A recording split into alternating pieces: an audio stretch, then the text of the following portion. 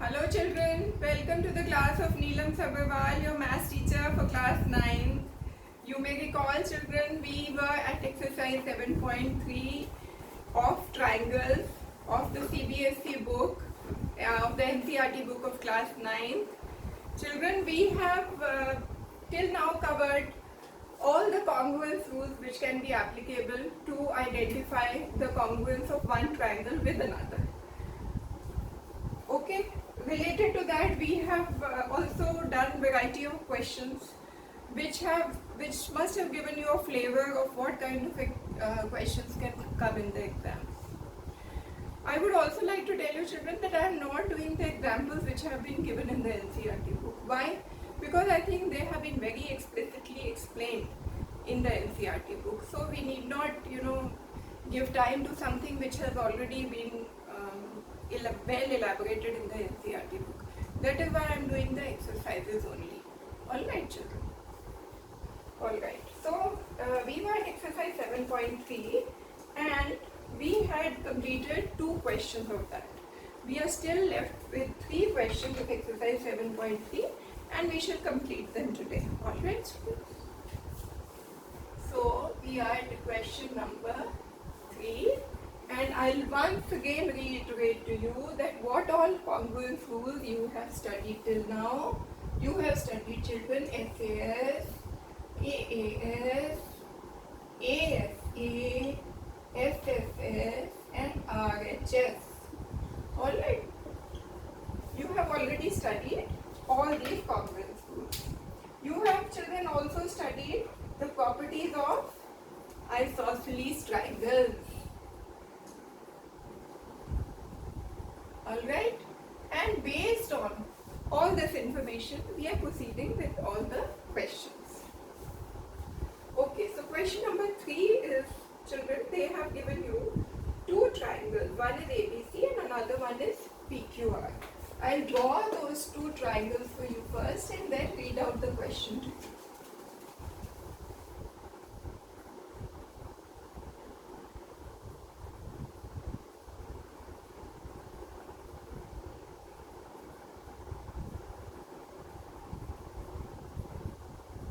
A, B, C, P, Q, R. Alright. Then there's a point M here, children, and there's a point N here, and these 2 points have been joined. Alright. They have also given us this information, children.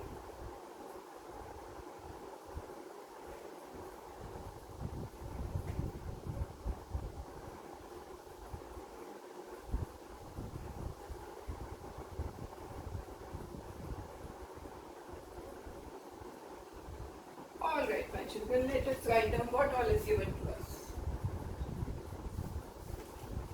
2 sides AD and BC and median AM of one triangle ABC, that is AB and BC are 2 sides, children, and AM is a median. What is a median? Median is a line which intersects the line which is intersecting into 2 equal halves. That is, if AM is a median of BC which is given, that means it is dividing BC into 2 halves, that is BM is equal to MC. Okay? Of one triangle ABC are respectively equal to sides PQ and QR and median PN of triangle PQR. So what all is given, children? Given is AB is equal to PQ, BC is equal to QR, AM, which is a median, is equal to PN, which are both medians. Alright? This information has been provided to you children. Okay? Now, what do we have to prove, children? We have to prove 2 things. One is triangle ABM is congruent to triangle PQN. Second thing you have to prove is triangle ABC is congruent to triangle triangle PQR. Now let us children see how we go about this question. I have already explained to you children, AM and PN are medians. That means they are dividing BC and QR respectively into two equal halves. That means BM is equal to MC and QN is equal to NR. We have also been provided this information children that BC is equal to QR. What does it imply? That BC is equal to QR means half of BC is equal to half of QR. That means BM is equal to QN. Alright. So let us see what all we can get from the information which has been provided to us. We know that BM is equal to MC is equal to QN is equal to NR. BM is equal to MC is equal to QN is equal to NR. Why children? Because AM and PN are medians and BC is equal to QR, isn't it? Alright? Now what? Now you have to prove that triangle ABM is congruent to PQN. That is children, let me make it easier for you children. We have to prove that this triangle is congruent to this triangle. Okay children, this is very simple children. AB is equal to PQ one side, BM is equal to QN another side, AM is equal to PN already given that the two medians are equal. That means by the SSS rule, three sides rule, triangle ABM is congruent to PQN. That is very simple children. So what all are we know are equal children? AB is equal to PQ, AB is equal to PQ which is given, BM is equal to QN. We have already mentioned here why BM is equal to QN, we have already mentioned, and AM is equal to PN is given.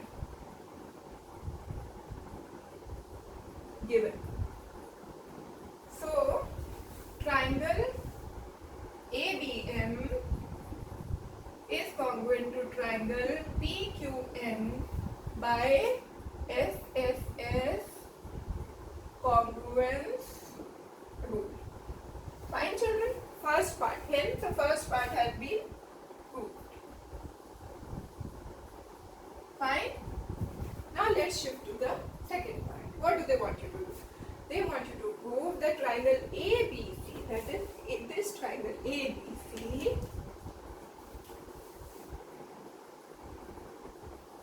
this big triangle ABC is congruent to triangle PQR. PQR, this triangle. How do you do that children? In this let us see children. AB is equal to PQ. One side I know is equal.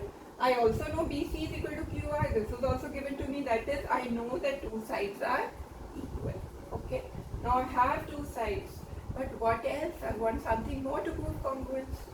Now, children, we have proved that triangle ABM is congruent to PQN. That means by CPCT, angle angle ABC is equal to angle PQR. That is, this angle is equal to this angle by CPCT. So children, what do we know? Angle ABC, that is this angle ABC is equal to angle PQR. This angle is equal to this angle by CPCT.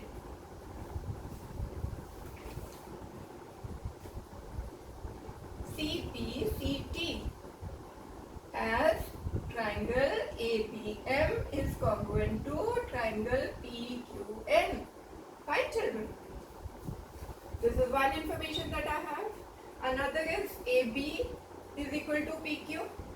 One more is BC is equal to QR. AB is equal to PQ given. BC is equal to QR given. Now, this is what? Side angle. Angle should be an included angle. Is it included? Yes, it is. This angle, triangle ABM, is included between AB and BC. Triangle PQR is included, angle PQR is included between PQ and QR. So this is an included angle. Alright? This is a side. This is a side. Therefore, triangle ABC is congruent to triangle PQR. Why, children? Because of SAS, congruence rule. Side angle side congruence rule. Hence, second part has been proved. Fine, children? All right? Very simple.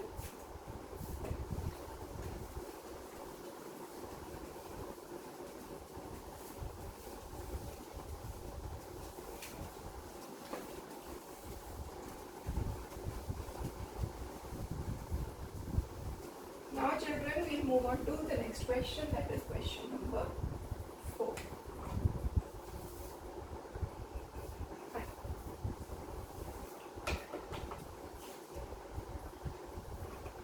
In question number 4, children, they have not given you any figure. You have to draw the figure yourself.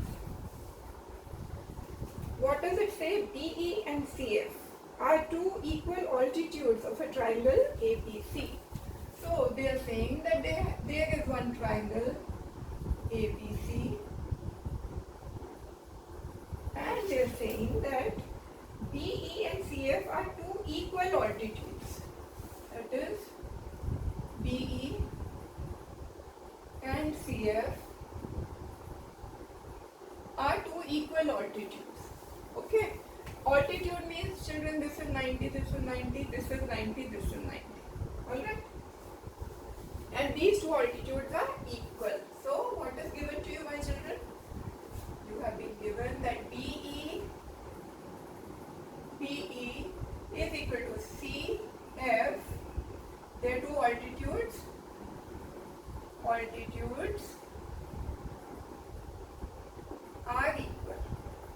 Now, children, they are altitudes. That means what? That this angle is 90, this angle is 90.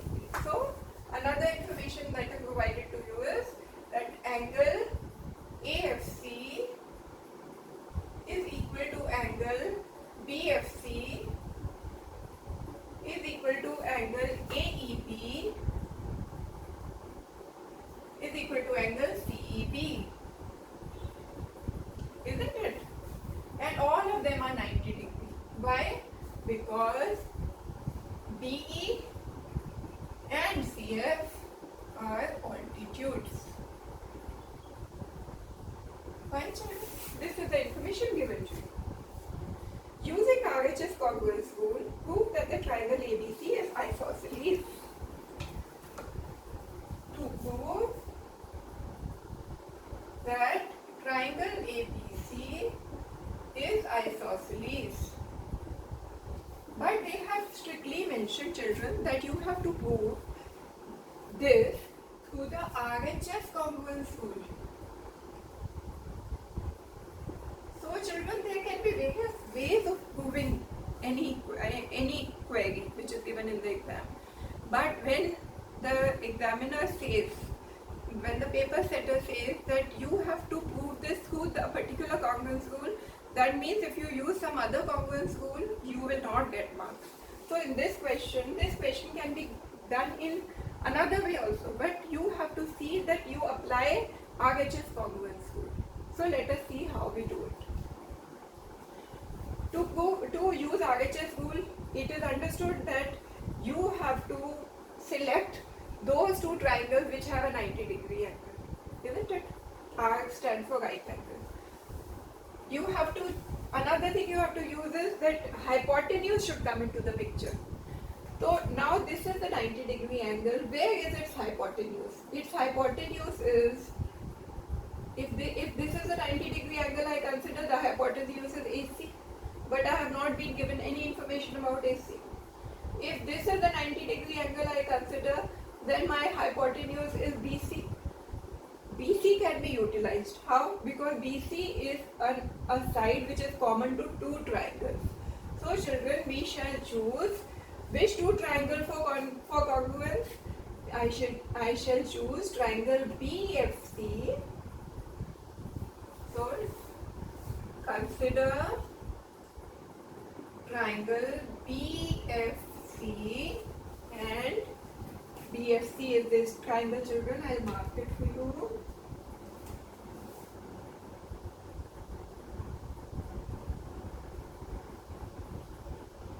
This is one triangle that we will use. And what is the other triangle we will use, children? The other triangle we will use is this triangle. That was BFC. Now we will use BEC.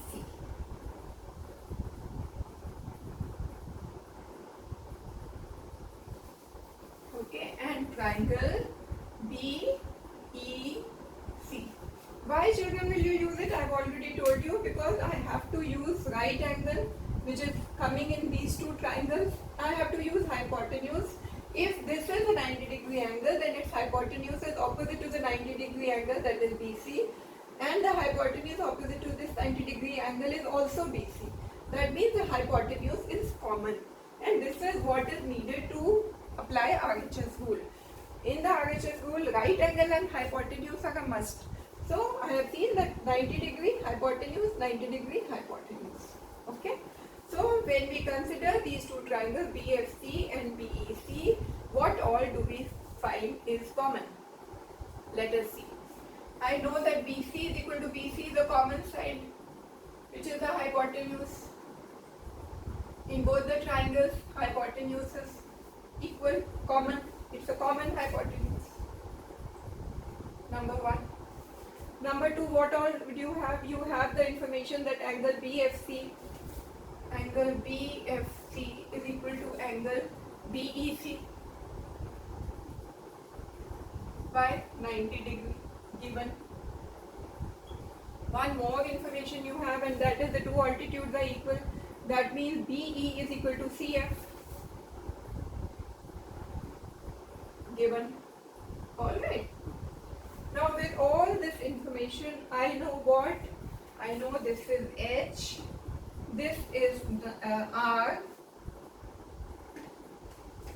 this is R, this is H, and this is the side. RHS is satisfied.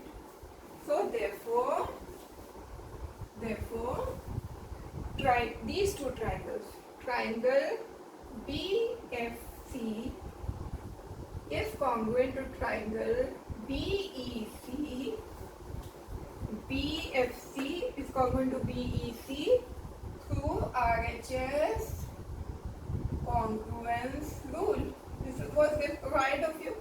Now when I know that these two triangles are congruent, what does it mean, children? It means that by CPCT, angle B is equal to angle C, isn't it? BEC, triangle BEC is congruent to triangle BFC, means that this angle, the angle opposite to the 90 degree arm, that is this angle and this angle. It means angle B is equal to angle C by CPCT, corresponding parts of congruent triangles. Now if angle B is equal to angle C, by the isosceles triangle theorem, we know that what is the side opposite to angle B? AC is equal to AB. AB is the side opposite to angle C.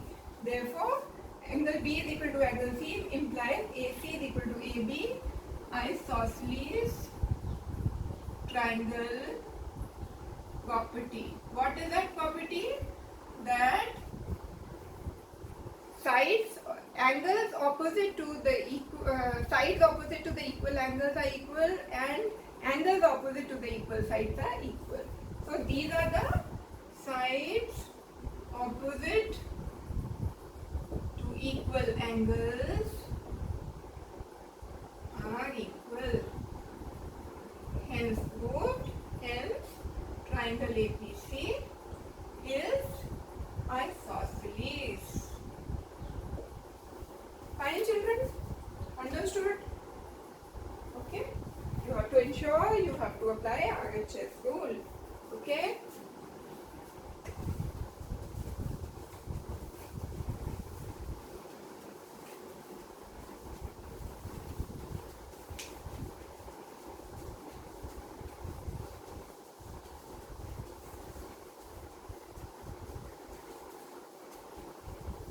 Now, children, we move on to question number 5.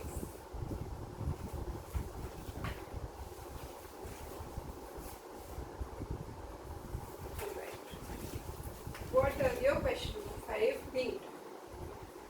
They haven't given you a figure, you have to draw the figure. ABC is an isosceles triangle with AB is equal to AC. ABC is isosceles with AB is equal to AC. Given is AB is equal to AC. Draw AP perpendicular to BC. Alright, this is 90. AP is a perpendicular to BC. Alright. To show that angle B is equal to angle C, you have to prove that angle B is equal to angle C. Alright. What all is given? We have been given AB is equal to AC. We have been given AP perpendicular to BC implies what? That angle APB is equal to angle APC. APB is equal to APC, and both of them are 90 degrees. Why? Because AP is perpendicular to BC. Right, children? You have to prove that angle B is equal to angle C. What will you do? You will prove the congruence of the two triangles. Which are the two triangles? Triangle APB and triangle APC. So, consider triangle APB and triangle APC. Which two triangles, children? Let me mark it for you to make it easier.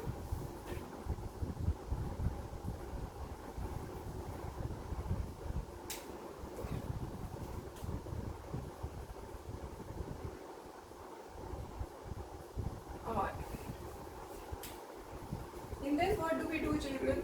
To prove congruence of these two triangles, I know that AP is a common side, isn't it? What more do I know? I know that angle APC is equal to angle APB is equal to APC, 90 degree. I know that AP is equal to AC. So let me write down what all do I know. I know that AP is equal to AC. Fine, children. I also know that angle APB is equal to angle APC is equal to 90 degree. I also know that AP is equal to AP, common side. Now what all information do you have, my children? You have, this is a 90 degree angle, this is R, this is the hypotenuse AP and AC, this is hypotenuse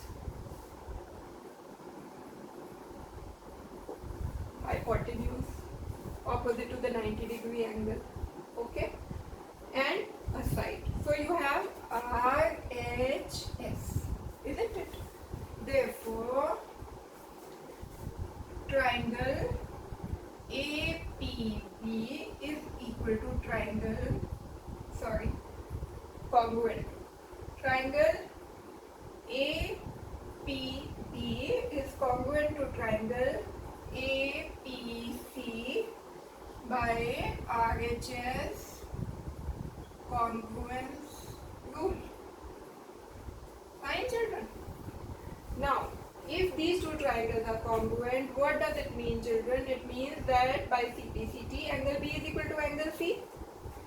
Therefore, angle B is equal to angle C by CPCT. Isn't it? APB and APC are proved to be congruent. That means corresponding parts of the congruent triangles are equal. That means angle B is equal to angle C by CPCT. Okay? And this what you wanted to prove. Hence, proved. Alright. Now, children, this brings us to the end of exercise 7.3. Now, to recapitulate what all you have done, I started in the beginning itself, children, telling you that you have studied all the congruence rules by now. You have applied all these congruence rules to the questions. You have also applied the isosceles triangle theorems to the questions. So this brings us to the end of the equality theorems of the triangles. Equality theorems are those, children, which prove that one triangle is congruent to the other triangle in its entirety. That is, one triangle can be pasted ditto on the other triangle. Alright, children. But now we are yet to study some more properties of triangles which relate to their inequalities. Alright, children. So let me explain to you those theorems which relate to the inequalities of the triangles. So the first one that we will study is theorem 7.7. Theorem 7.7. What does it say, children? It says, in any triangle, the side opposite to the larger angle. No, first let us study 7.6. 7.6, which says, if two sides of a triangle are unequal, the angle opposite to the larger side is larger. So it says, if two sides of a triangle are unequal, then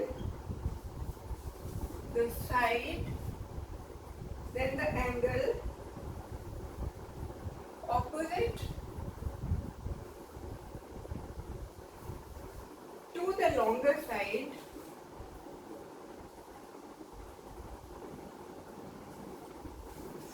is larger or greater. Isn't it? Now let me explain this to you. What does it mean? That if there is a triangle, children, if two sides of a triangle are unequal. Now if I know that this side is not equal to this side, they are different, then the angle opposite to the longer side is larger. So if this side ABC, if I know that AB is greater than AC, then the angle opposite to the larger side, that is angle opposite to AB, that is angle C, would be greater than angle B. If AB is larger, the angle opposite to the larger side will be larger, that is angle C will be larger than angle B. Alright, this is the implication of this theorem, that angle opposite to the larger side is larger. Alright. Now let us come to theorem 7.7.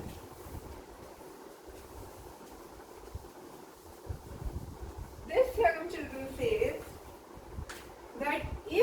that in any triangle, the side opposite to the larger angle is larger. This is just the converse of theorem 7.6. In any triangle, the side opposite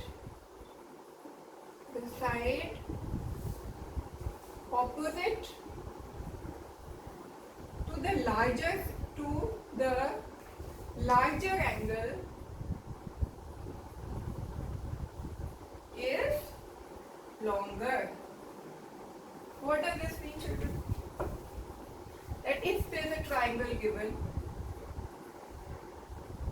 A, B, C in any triangle, the side opposite to the larger angle. Now, if I know this is, let me draw a slightly different picture. Say this A, B, C. The side opposite to the larger angle. That is, if this is an angle and this is an angle, then if angle C is larger than angle B, angle C is larger than angle B, that means the side opposite to the larger angle, that is AB, will be greater than the side opposite to the smaller angle, that is AC. Children, if angle C is greater than angle B, then the side opposite to it, that is AB, will be greater than AC. This is the implication of this theorem. This is exactly the converse of theorem 7.6.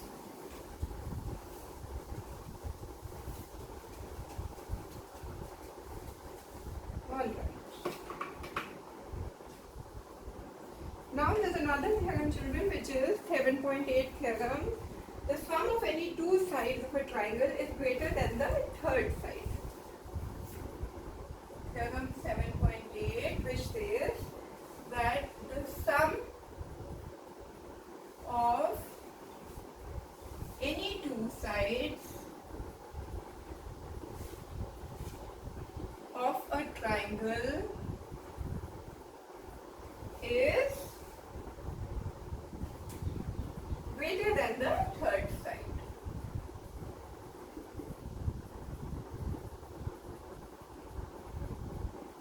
What does it mean, children? That if there is a triangle given, A, B, C, then sum of any two sides, that is AB plus AC, will always be greater than BC. Similarly, AB plus BC will always be greater than AC.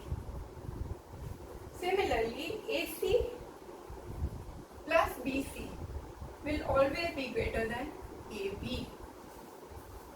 Alright, children, sum of any two sides will always be greater than the third side.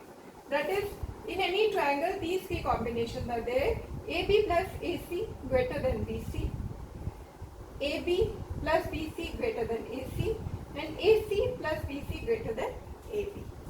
These are basically the theorems which relate to inequalities of triangles. That if sides are unequal, then what happens to the angles? If angles are unequal, what happens to the sides? Now, after this, children, we shall be starting the next exercise, which is based on all the information that you have gathered by now, including the theorems which I have just taught you. Those questions are given in exercise 7.4, and in my next class I shall be taking all those questions. Till that time, happy practicing maths, children. Have a wonderful day ahead. All the best to you. Thank you, children.